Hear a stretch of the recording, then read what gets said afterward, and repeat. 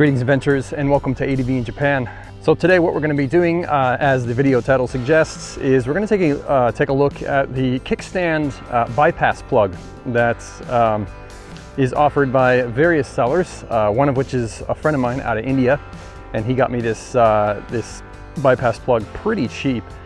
So I wanted to kind of do him a solid and make a review of that, as I've been using it for about 4 months now. So if you are in the market, perhaps looking to bypass your kickstand on a KTM 390 Adventure, then definitely stick around as we're going to get into it. And you may be wondering why I'm doing this out in the field. We'll definitely stick around to find out.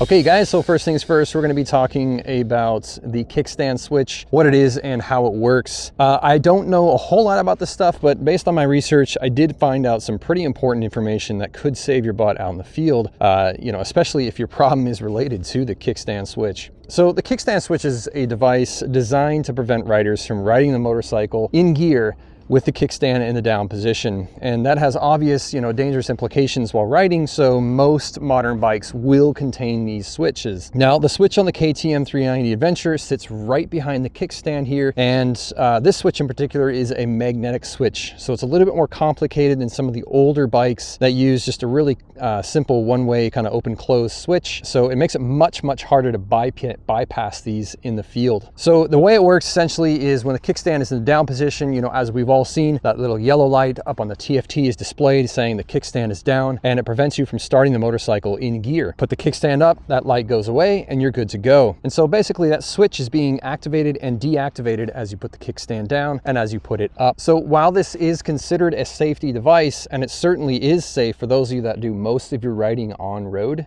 and I'm sure it's probably saved a lot of people's lives. For those of us that do a lot of off-road riding, this switch can be a bit of a nuisance. And the reason why is, well, you can activate that switch under several different scenarios that I can imagine. One of which is, you hit a jump and the inertia from hitting the ground after that jump just pushes the kickstand down, activates the switch and kills the engine mid-ride. Another scenario is the kickstand could get hit by a rock or some type of debris that pushes it down, activating the switch. I like to have my foot kind of back here, the ball of my foot on the pegs when I'm standing. That puts my MX boots way back here, and I have had my heel actually hit the kickstand down and it kills the engine. Now you may be wondering, well, how much does it take to actually activate this switch? It's actually not a whole lot, and I'm going to go ahead and demonstrate that for you right now. Make sure we're neutral here.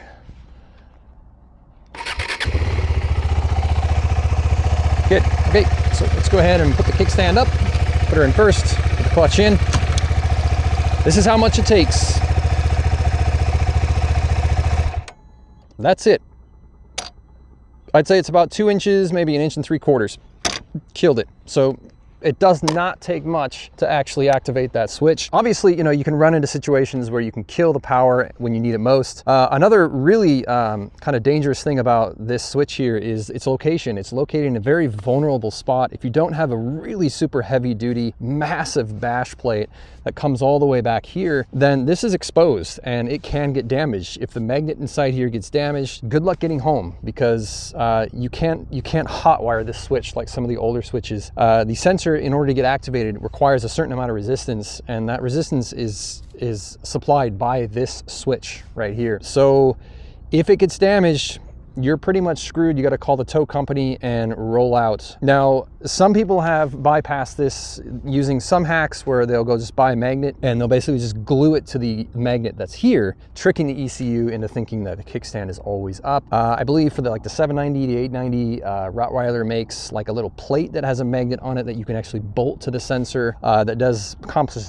essentially the exact same thing. However, with those fixes, you're still running the risk of damaging those bypasses, because those bypasses sit back here. If you glue a magnet back there, that magnet falls off, you're screwed. You're going to lose power. If you're in mid-ride, you're going to lose power and you can't get home. So instead of that, what I recommend is actually installing one of these. This is a bypass plug, and it essentially connects to the sensor that sits right behind the voltage regulator here. This will actually connect to the ECU side. So basically, you're going to be unplugging the kickstand sensor altogether and bypassing bypassing the whole thing by plugging this in. And the way this accomplishes it is it basically mimics the signal that the kickstand sends to the sensor. I don't know what the resistance is inside here, but it's the exact same resistance signal that is sent by the kickstand switch. This is a lot safer, it's a lot better, it's in a lot safer place than any of the hacks that you can do down here.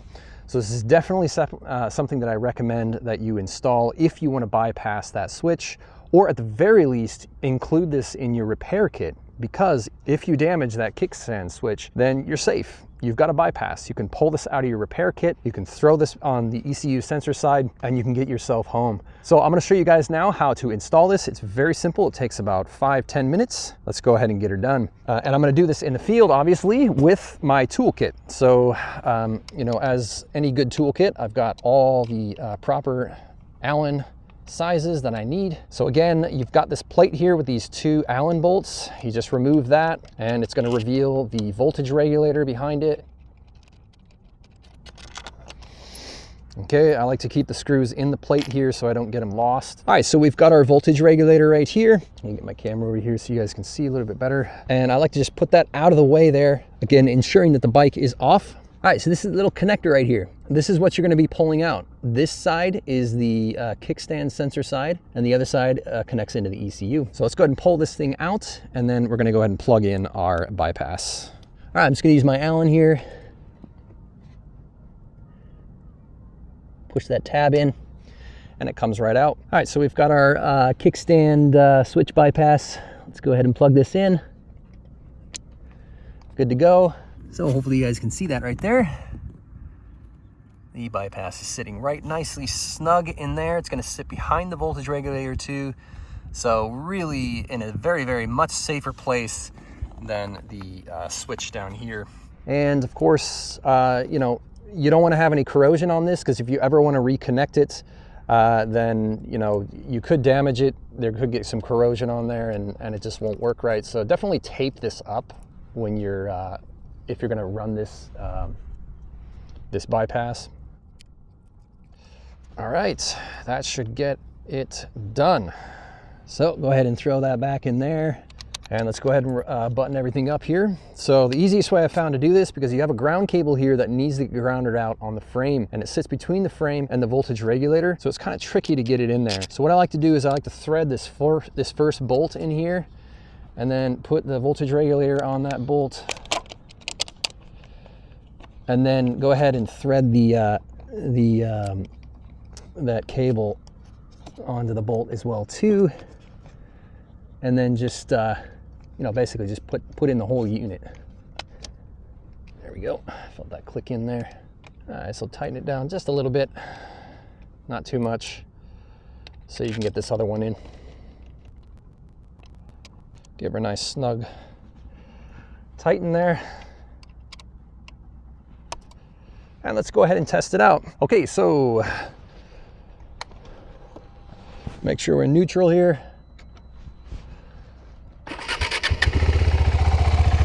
All right, so clutch in. Gonna go ahead and put the bike in first gear, and this should, if the kickstand switch were connected, it should kill the engine.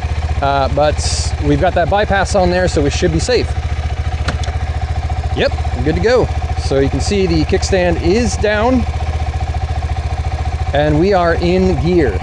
See up here, we are in gear, baby.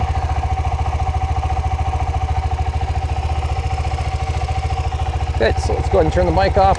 So that's it, you guys. A pretty simple install there. Again, you know, at the very least, include one of these in your repair kit, because damage to the kickstand switch is, I mean, it's not super common, but it certainly happens, and you do hear those horror stories of people getting stuck out in the field, especially with the newer bikes that have really, really, really complicated sensors that require a lot more than just, you know, bypassing it going around the switch.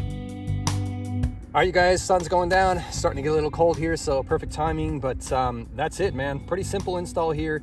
You know, at the very least, I would definitely recommend including one of these bypasses in your repair kit when you're out there.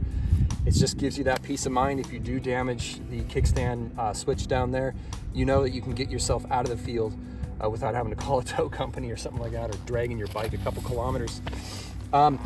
In any case, if you guys want to go with this particular bypass plug that I have, I definitely recommend going through a friend of mine out in India.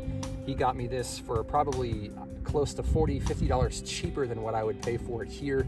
I've seen crazy prices on these plugs, anywhere from like, you know, $50, $60, $70 depending on the website you go to here in Japan.